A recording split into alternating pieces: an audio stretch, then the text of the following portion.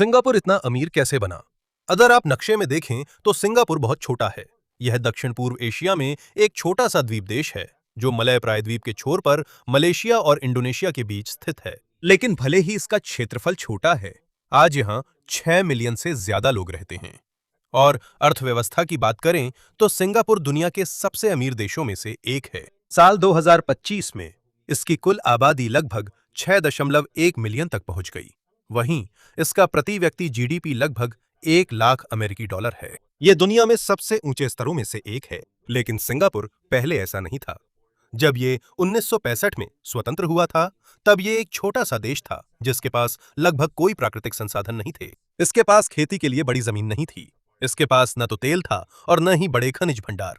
इसके पास अपनी मीठे पानी की आपूर्ति भी कम थी। बहुत से लोग गरीब थे और बेरोजगारी और आवास भी एक समस्या थी। इसलिए उस समय यह एक बड़ा सवाल था कि क्या सिंगापुर एक स्वतंत्र देश के रूप में जीवित रह सकता है। ये समझने के लिए कि इसके नागरिक कैसे अमीर हुए, पहले ये जानना जरूरी है कि ये छोटी सी द्वीप क्यों महत्वपूर्ण बनी।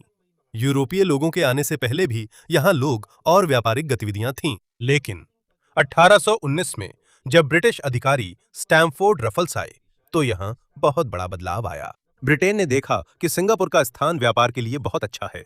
यह मलक्का जलडमरू मध्य के पास है, जो दुनिया के सबसे महत्वपूर्ण समुद्री मार्गों में से एक है। यहाँ से बहुत सारे जहाज गुजरते हैं जो पूर्वी एशिया, भारत, मध्य पूर्व और यूरोप के बीच यात्रा करते हैं। सीधे शब्दों में कहे तो सिंगापुर बहुत अच्छी जगह पर है ताकि वो जहाजों के लिए ठहराव और व्यापार केंद्र बन सके। ब्रिटिशों ने सिंगापुर को मुक्त बंदरगाह बना दिया। इसका मतलब है यह बहुत सारे उत्पाद लाए और बेचे जा सकते हैं बिना उन भारी व्यापारिक करों के जो आमतौर पर दूसरे बंदरगाहों पर लगते हैं। इसी वजह से व्यापारी, मजदूर और कारोबारी बहुत तेजी से सिंगापुर आने लगे। यहाँ चीन, भारत, मलय प्रायद्वीप, यूरोप और एशिया के दूसरे हिस्सों से लोग आए। जैसे जैसे व्यापार बढ़ा, आबादी भी बढ़ने लगी। जो पहले एक छोटा सा बस्ती थी, वो धीरे धीरे एक बड़ा बंदरगाह शहर बन गई। प्रवास के कारण सिंगापुर की आबादी भी मिश्रित हो गई। यह जातीय चीनी, मलय और भारतीयों की संख्या बढ़ गई। आज भी इन समुदायों का बड़ा प्रभाव देखा जा सकता है। यह सिंगापुर के खाने, भाषा, धर्म और संस्कृति में दिखता है। कई वर्षों तक सिंगापुर ब्रिटिश साम्राज्य का हिस्सा रहा, लेकिन द्वितीय विश्व युद्ध के दौरान स्थिति अचानक बदल गई। फरवरी 1942 में जापान ने ब्रिटिश सेना को हराकर सिंगापुर पर कब्जा कर लिया। यह ब्रिटेन के लिए बहुत बड़ी शर्म की बात थी, क्योंकि उस समय सिंगापुर को एशिया में एक बहुत ही मजबूत ब्रिटिश सैन्य अड्डा माना जाता था। जापानी कब्जा 1945 तक चला। द्वितीय विश्व युद्ध में जापान की हार के बाद ब्रिटिश वापस आ गए, लेकिन युद्ध के बाद दुनिया बदल चुकी थी। ब्रिटिश साम्राज्य कमजोर हो चुका था और कई उपनिवेशों में अपनी खुद की सरकार बनाने की इच्छा मजबूत हो रही थी, और यही सिंगापुर में भी हुआ। 1950 के दशक तक ब्रिटेन ने धीरे धीरे सिंगापुर को अपनी खुद की सरकार पर अधिक नियंत्रण देना शुरू कर दिया। 1959 में नई स्वशासन प्रणाली के तहत एक बड़ा चुनाव हुआ। पीपल्स एक्शन पार्टी या पीएपी ने जीत हासिल की। इसके मुख्य नेता ली कुआन यू थे, जो सिंगापुर के पहले प्रधानमंत्री बने। ली कुआन यू सिंगापुर के आधुनिक इतिहास के सबसे महत्वपूर्ण लोगों में से एक हैं। लेकिन शुरू में उन्होंने नहीं सोचा था कि सिंगापुर के लिए अकेले एक छोटा और स्वतंत्र देश बनना कोई अच्छा विचार है। ली के अनुसार सिंगापुर बहुत छोटा है, इसके पास कोई प्राकृतिक संसाधन नहीं है और यह व्यापार पर निर्भर है। वो मानते थे कि सिंगापुर ज्यादा सुरक्षित रहेगा अगर वो मलाया के साथ जुड़ जाए, जो एक बड़ा देश है और 1957 में ब्रिटेन से स्वतंत्र हुआ था। कई बातचीतों के बाद मलेशिया 16 सितंबर 1963 को बना। इसमें मलाया, सबा, सरावाक और सिंगापुर शामिल थे।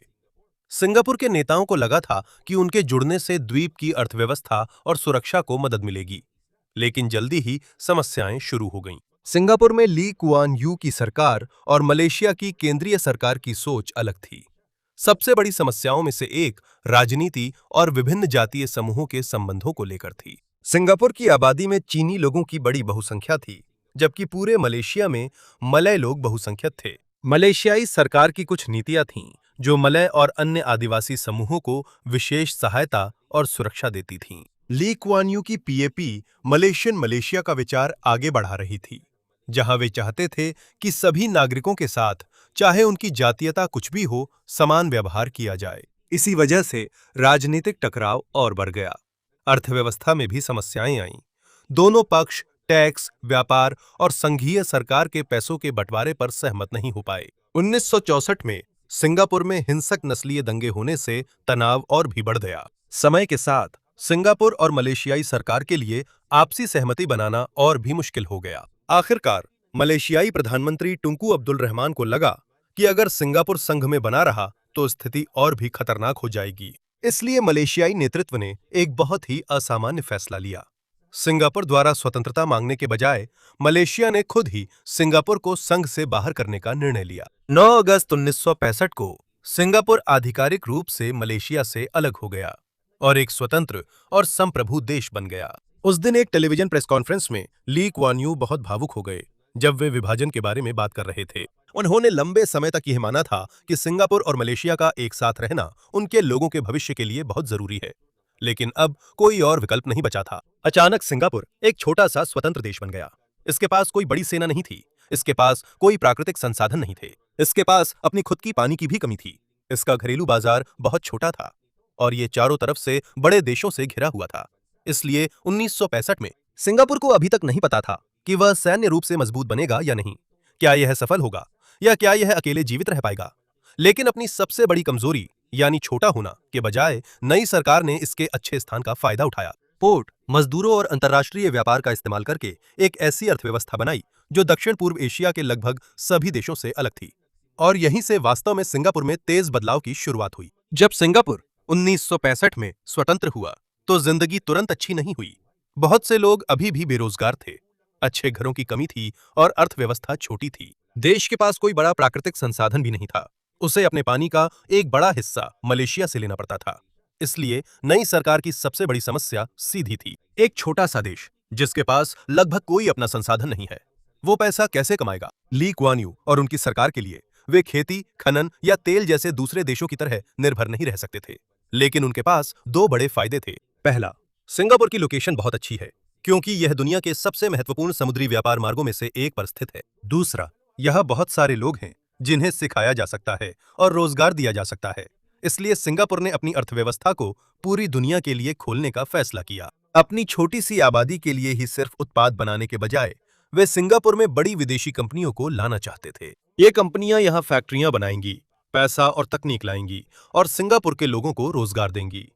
इसके लिए 1961 में एक सरकारी एजेंसी भी बनाई गई थी। इसे इकोनॉमिक डेवलपमेंट बोर्ड या ईडीबी कहा गया। इसका काम था दूसरे देशों की कंपनियों को ढूंढना और उन्हें सिंगापुर में निवेश करने के लिए मनाना। स्वतंत्रता के बाद यह और भी ज्यादा महत्वपूर्ण हो गया। सिंगापुर ने अपने लोगों को संयुक्त राज्य अमेरिका, यूरोप और जापान भेजा ताकि वे सीधे बड़ी कंपनियों से बात कर सकें। सरकार ने जुरोंग नामक पश्चिमी सिंगापुर के एक हिस्से को भी विकसित किया। इसे एक बड़ा औद्योगिक क्षेत्र बनाया गया। यहां सड़कों, फैक्ट्रियों, बिजली की आपूर्ति और अन्य व्यापार के लिए जरूरी चीजें बनाई गईं। शुरुआत में बहुत सारे काम साधारण थे। फैक्ट्रियां कपड़े, खिलौने और अन्य ऐसे उत्पाद बनाती थीं जिनके लिए बहुत सारे मजदूरों की जरूरत होती थी। ये जरूरी था क्योंकि बहुत सारे सिंगापुर वासियों को तुरंत काम देना था। इसके बाद बड़ी अंतर्राष्ट्रीय कंपनियां आना शुरू हुईं। 1968 में सिंगापुर की सबसे बड़ी सफलताओं में से एक थी अमेरिका की एक इलेक्ट्रॉनिक्स कंपनी नेशनल सेमीकंडक्टर का आना। इसके बाद और भी कई इलेक्ट्रॉनिक्स कंपनियां आईं। सिंगापुर धीरे धीरे साधारण मैन्युफैक्चरिंग से आगे बढ़कर ज्यादा उन्नत और ज्यादा वेतन वाली नौकरियों की ओर बढ़ गया। लेकिन कंपनियों को बनाए रखने के लिए सिंगापुर को यह भी दिखाना पड़ा कि यह व्यापार करने के लिए एक स्थिर और अच्छा स्थान है। इसलिए सरकार ने भ्रष्टाचार पर सख्ती बरती। भ्रष्टाचार की जांच करने वाली agency corrupt practices investigation bureau या सीपीआईबी को मजबूत किया गया। कानून और भी सख्त हो गया और रिश्वत लेने वाले सरकारी अधिकारियों को सजा मिलने की संभावना भी ज्यादा हो गई।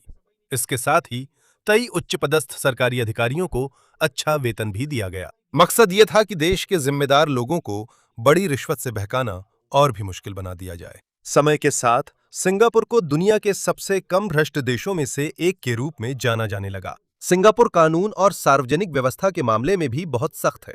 हड़तालों पर नियंत्रण है और मजदूरों और कंपनियों के बीच विवादों के लिए स्पष्ट नियम हैं। मजदूरों और नियोक्ताओं के बीच हमेशा टकराव होने के बजाय सरकार ने एक ऐसा सिस्टम बनाया जिसमें बातचीत में सरकार, कंपनियां और मजदूर यूनियनें सभी शामिल होते हैं। लेकिन इस तरह के सिस्टम की एक कीमत भी है। सिंगापुर के स्वतंत्र होने के बाद से ही पीपल्स एक्शन पार्टी या पीएपी हमेशा सबसे मजबूत राजनीतिक पार्टी रही है। प्रदर्शनों और सार्वजनिक सभाओं पर कड़े कानून हैं और मानवाधिकार समूह लंबे समय से देश के कुछ कानूनों और पाबंदियों की आलोचना करते आ रहे हैं। सिंगापुर अपराध और अवैध ड्रग्स के मामले में भी बहुत सख्त है। आज भी यहाँ कुछ गंभीर अपराधों के लिए मौत की सजा है, जिसमें कुछ ड्रग तस्करी के मामले भी शामिल हैं। कई अंतर्राष्ट्रीय मानवाधिकार संगठन इसका विरोध करते हैं। वहीं सिंगापुर सरकार का कहना है कि ये उनके बड़े ड्रग अपराधों को रोकने के तरीकों का हिस्सा है। लेकिन सरकार ने सिर्फ विदेशी कंपनियों को आकर्षित करने के लिए ही कदम नहीं उठाए। ली कुआन यू जानते थे कि अगर वो अपने नए देश को स्थिर बनाना चाहते हैं तो आम सिंगापुरियों की जिंदगी भी बेहतर करनी होगी। उस समय सबसे बड़ी समस्याओं में से एक थी हाउसिंग। बहुत सारे परिवार तंग और खराब हालत वाले घरों में रहते थे।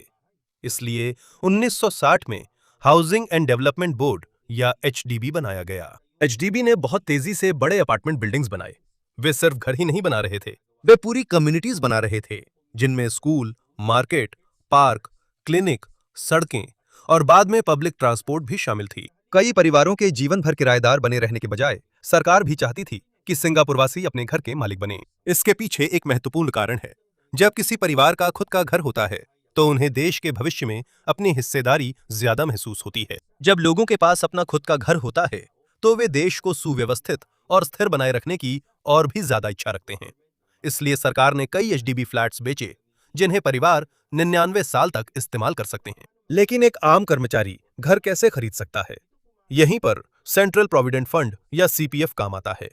सीपीएफ एक अनिवार्य बचत प्रणाली है। हर महीने कर्मचारी की सैलरी का एक हिस्सा और नियोक्ता का योगदान कर्मचारी के व्यक्तिगत सीपीएफ खाते में जाता है। ये एक तरह की बचत है जिसे रिटायरमेंट, स्वास्थ्य देखभाल और अन्य महत्वपूर्ण जरूरतों के लिए इस्तेमाल किया जा सकता है। 1968 में सिंगापुरियों को अपनी सीपीएफ बचत का उपयोग एचडीबी फ्लैट खरीदने के लिए करने की अनुमति दी गई थी। इसे डाउन पेमेंट और हाउसिंग लोन चुकाने के लिए इस्तेमाल किया जा सकता है। इससे ज्यादा आम परिवारों को अपना खुद का घर पाने का मौका मिला। सार्वजनिक आवास एक और समस्या को भी हल करना चाहता था। सिंगापुर की आबादी मिश्रित है।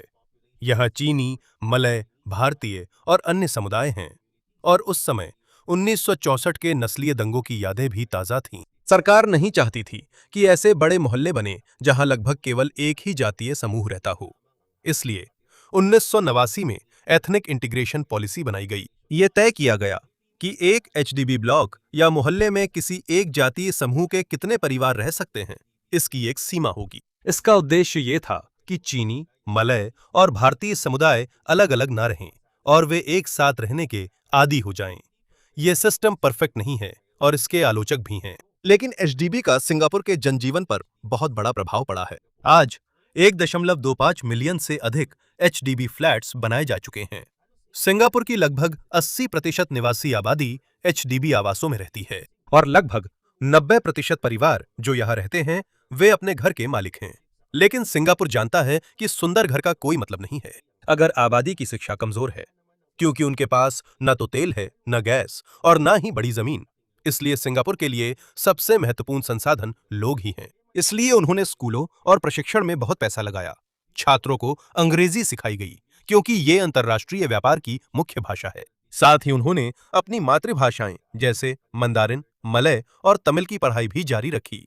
जैसे जैसे अर्थव्यवस्था बदलती गई वैसे वैसे सिखाई जाने वाली कौशल भी बदलती गई। शुरुआत में बहुत सारे फैक्ट्री वर्कर्स की जरूरत थी। जब इलेक्ट्रॉनिक्स और इंजीनियरिंग कंपनियां आईं तो ज्यादा टेक्नीशियन और इंजीनियरों की जरूरत पड़ी। जब सिंगापुर एक फाइनेंशियल और टेक्नोलॉजी हब बना तो उन्होंने अपनी यूनिवर्सिटीज और एडवांस ट्रेनिंग को और मजबूत किया। रणनीति सीधी थी, अगर देश के पास प्राकृतिक संसाधन नहीं है तो लोगों की स्किल्स और ज्ञान को कीमती बनाना जरूरी है। यही तरीका हेल्थ केयर और पब्लिक इंफ्रास्ट्रक्चर में भी अपनाया गया। अस्पताल, क्लिनिक, स्वच्छता, साफ पानी की व्यवस्था और पब्लिक हेल्थ प्रोग्राम्स का विस्तार किया गया। इसके साथ ही नए आवासीय नगरों को सावधानी से इस तरह प्लान किया गया कि लोग स्कूल, दुकानों, हेल्थ केयर और पब्लिक ट्रांसपोर्ट के पास रहें। और जैसे जैसे आबादी और अर्थव्यवस्था बढ़ी, ट्रैफिक भी एक बड़ी समस्या बन गई। छोटे सिंगापुर के लिए यह मुमकिन नहीं था कि उसकी सड़कों पर प्राइवेट कारें भर जाएं। इसलिए सरकार ने बसों और रेल सिस्टम में बड़ा निवेश किया। 1980 के दशक में एमआरटी या मास रैपिड ट्रांजिट खोला गया। बाद में इसे लगातार बढ़ाया गया ताकि रिहायशी इलाकों को, कस्बों को बिजनेस डिस्ट्रिक्ट्स और सिंगापुर के दूसरे हिस्सों से जोड़ा जा सके। इसलिए जब भी कोई नई एचडीबी कम्युनिटी बनती है तो सिर्फ अपार्टमेंट बिल्डिंग्स के बारे में नहीं सोचा जाता। प्लान में ट्रांसपोर्ट, स्कूल, दुकानें, पार्क और बाकी वो सब चीजें शामिल होती हैं जिनकी निवासियों को जरूरत होती है। यहीं से समझ में आता है कि सिंगापुर की तरक्की का कारण सिर्फ एक नीति नहीं है, सब कुछ आपस में जुड़ा हुआ है। विदेशी कंपनियों को लाया गया ताकि नौकरियां बन सकें, आवास बनवाए गए ताकि वर्कर्स के पास रहने के लिए अच्छी जगह हो, सीपीएफ का इस्तेमाल किया गया ताकि उन्हें घर और बचत बनाने में मदद मिल सके, शिक्षा को मजबूत किया गया ताकि कुशल वर्कर्स तैयार हो सकें, अच्छी ट्रांसपोर्ट व्यवस्था बनाई गई ताकि वे जल्दी अपने काम पर पहुंच सकें, और भ्रष्टाचार पर सख्ती की गई और सार्वजनिक प्रशासन को मजबूत किया गया ताकि बिजनेस को सरकार पर भरोसा हो सके। कुछ दशकों में यह संयोजन धीरे धीरे काम करने लगा। सिंगापुर में अच्छी ट्रांसपोर्ट व्यवस्था भी बहुत जरूरी है क्योंकि देश छोटा है और सड़कों पर जगह सीमित है, इसलिए सरकार जानबूझकर वाहनों की संख्या को नियंत्रित करती है। नई गाड़ी का मालिक बनने से पहले आपको सर्टिफिकेट ऑफ एंटाइटलमेंट या सीओई लेना जरूरी है। यह अधिकार आपको 10 साल तक वाहन इस्तेमाल करने की अनुमति देता है और आमतौर पर यह बहुत महंगा होता है। इसी वजह से प्राइवेट कारें कम हैं और ज्यादा लोग ट्रेन और बस का इस्तेमाल करते हैं। एमआरटी नेटवर्क का लगातार विस्तार किया जा रहा है। सिंगापुर का लक्ष्य है कि 2030 के दशक की शुरुआत तक 8 में से 10 घर सिर्फ 10 मिनट की पैदल दूरी पर किसी ट्रेन स्टेशन के पास हों। लेकिन सिंगापुर में सिर्फ लोगों की तेज यात्रा ही महत्वपूर्ण नहीं है, इसके सफलता का बड़ा कारण है पैसे और उत्पादों का तेजी से घूमना। 1968 में सिंगापुर ने एशियन डॉलर मार्केट की शुरुआत की थी। इससे और भी ज्यादा अंतर्राष्ट्रीय बैंक और वित्तीय कंपनियां यहां आ सकीं। जैसे जैसे एशिया में अंतर्राष्ट्रीय व्यापार बढ़ा, वैसे वैसे सिंगापुर भी धीरे धीरे एक बड़ा वित्तीय केंद्र बन गया। इसके साथ ही उन्होंने देश की सबसे बड़ी प्राकृतिक विशेषता यानी इसकी लोकेशन का भी लगातार फायदा उठाया। सिंगापुर मलक्का जलडमरू मध्य के पास है, जो दुनिया के सबसे महत्वपूर्ण समुद्री मार्गों में से एक है। पूर्वी एशिया, मध्य पूर्व और यूरोप के बीच उत्पाद ले जाने वाले कई जहाज यहां के पास से गुजरते हैं। इसीलिए सिंगापुर ने अपने पोर्ट को अंतर्राष्ट्रीय शिपिंग का मुख्य ठहराव बना लिया। सिंगापुर पोर्ट का एक महत्वपूर्ण काम है जिसे ट्रांसशिपमेंट कहा जाता है। ये बहुत आसान है। उदाहरण के लिए, एक कंटेनर जो चीन से आ रहा है और किसी दूसरे देश जा रहा है, उसे पहले सिंगापुर लाया जा सकता है, फिर उसे दूसरे जहाज में ट्रांसफर किया जा सकता है और फिर उसकी यात्रा जारी रह सकती है। यह कारोबार बहुत बड़ा है। 2024 में सिंगापुर ने 41 मिलियन से अधिक कंटेनर यूनिट्स को संभाला। इनमें से लगभग 90% ट्रांसशिपमेंट कार्गो था। इसी वजह से यह दुनिया का सबसे बड़ा कंटेनर ट्रांसशिपमेंट हब बना हुआ है। उन्होंने शिपिंग तक ही सीमित नहीं रखा। सरकार ने देखा कि सिंगापुर का अच्छा स्थान हवाई यात्रा के लिए भी इस्तेमाल किया जा सकता है। यूरोप, एशिया, ऑस्ट्रेलिया और दुनिया के अन्य हिस्सों के बीच कई उड़ानें सिंगापुर से होकर जा सकती हैं। इसलिए उन्होंने एक बड़ा नया हवाई अड्डा बनाया। 1981 में चांगी एयरपोर्ट खोला गया। इसे केवल एक ऐसी जगह के रूप में नहीं बनाया गया था जहां लोग हवाई जहाज में सवार हों, बल्कि एक बड़े अंतर्राष्ट्रीय हब के रूप में बनाया गया था जहां यात्री अपनी फ्लाइट बदल सकते हैं और एयर कार्गो को भी स्थानांतरित किया जा सकता है। जैसे जैसे चांगी और सिंगापुर पोर्ट का विस्तार हुआ, देश अंतर्राष्ट्रीय कंपनियों के लिए और भी आकर्षक बन गया।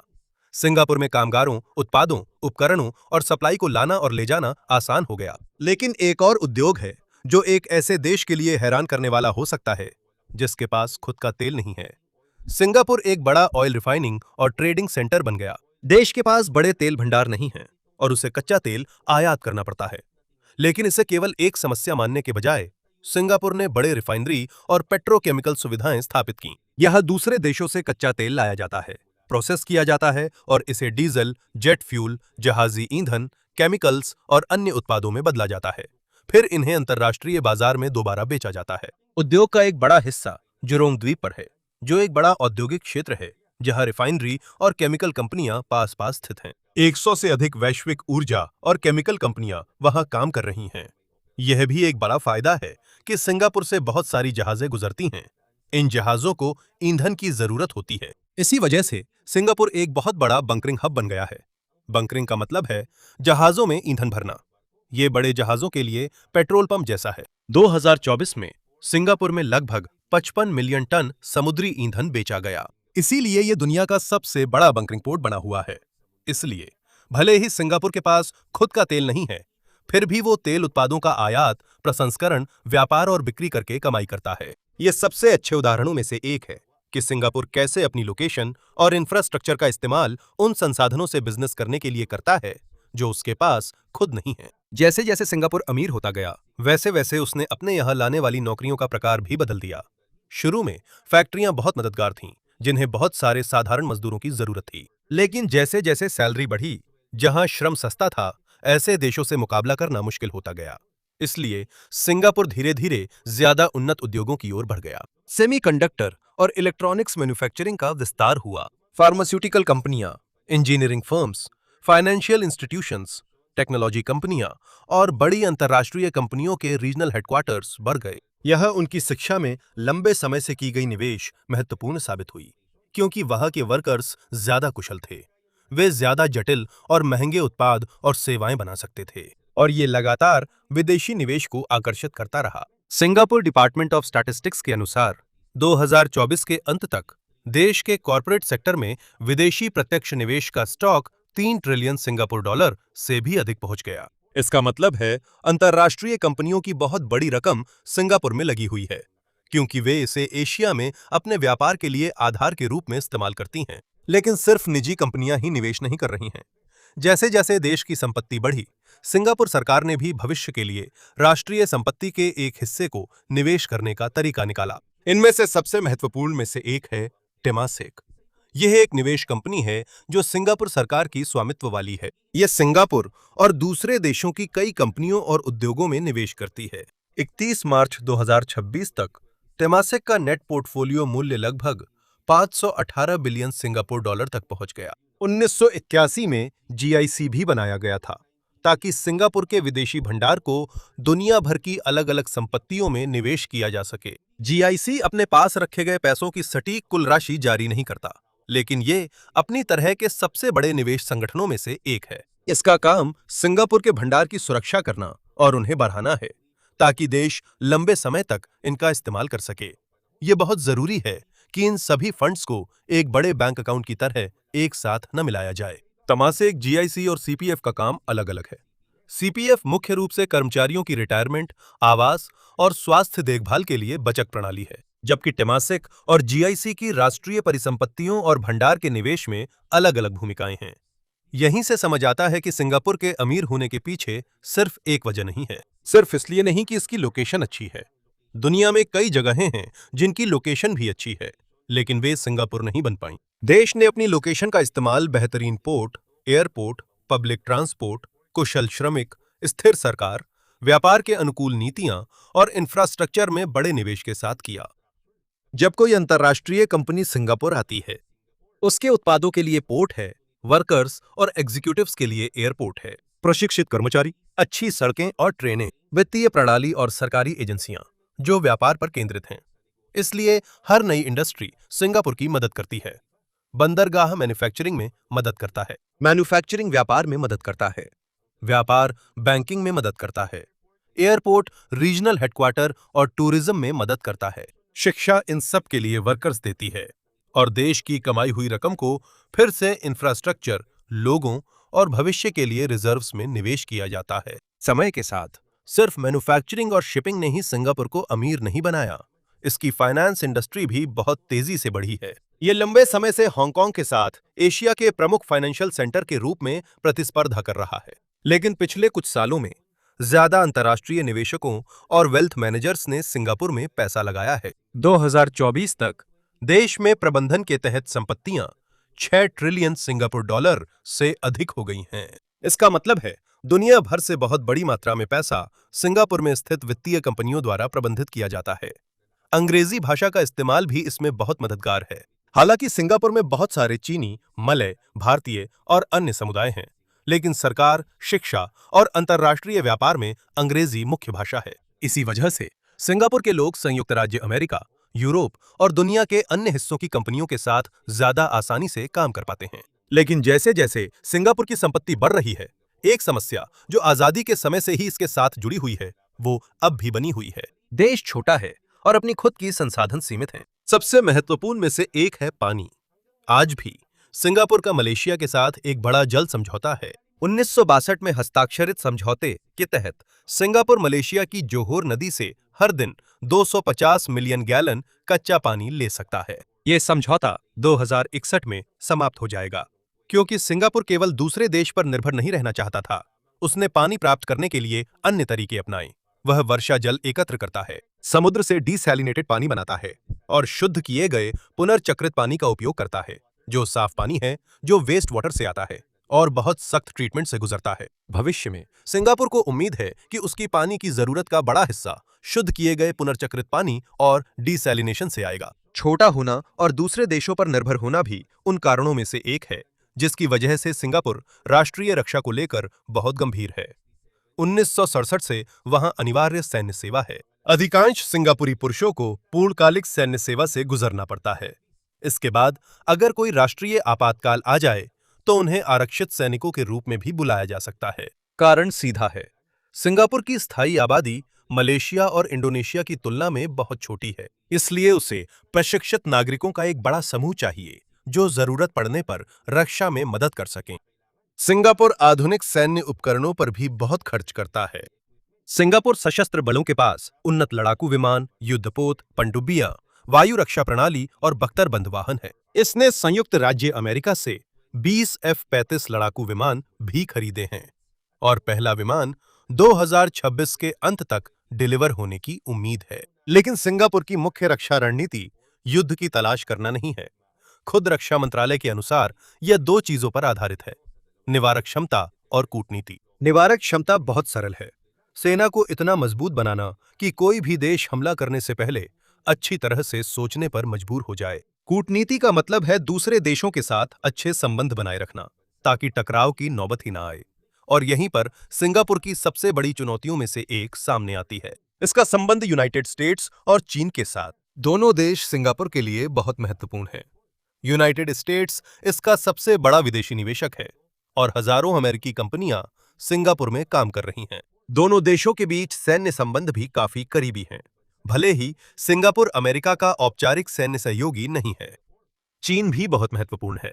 यह सिंगापुर के सबसे बड़े व्यापारिक साझेदारों में से एक है और दोनों देशों के बीच व्यापारिक संबंध बहुत मजबूत हैं। इसी के साथ कई चीनी कंपनियां भी सिंगापुर का इस्तेमाल क्षेत्रीय बेस के रूप में करती हैं।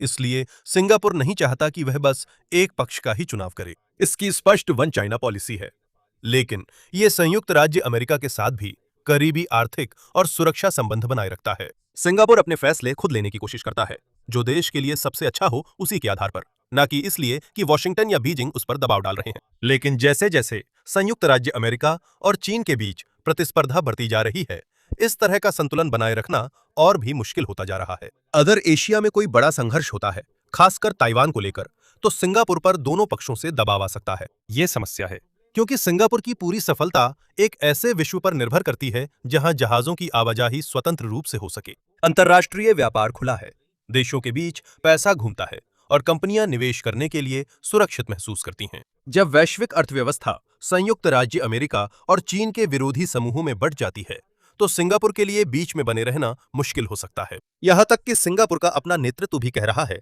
कि विश्व अर्थव्यवस्था के दो अलग अलग सिस्टम में बंटने का खतरा बढ़ रहा है, जो अमेरिका और चीन के इर्द गिर्द केंद्रित हैं। और यहीं पर आप देख सकते हैं कि सिंगापुर की कहानी क्यों अलग है। 1965 में यह एक छोटा सा देश था जिसे यह भी यकीन नहीं था कि वह अकेले जीवित रह पाएगा या नहीं। इसके पास तेल नहीं था, जमीन कम थी, खुद का पानी भी कम था, आबादी भी छोटी थी, लेकिन उसने जो चीजें उसके पास थीं, उनका इस्तेमाल किया।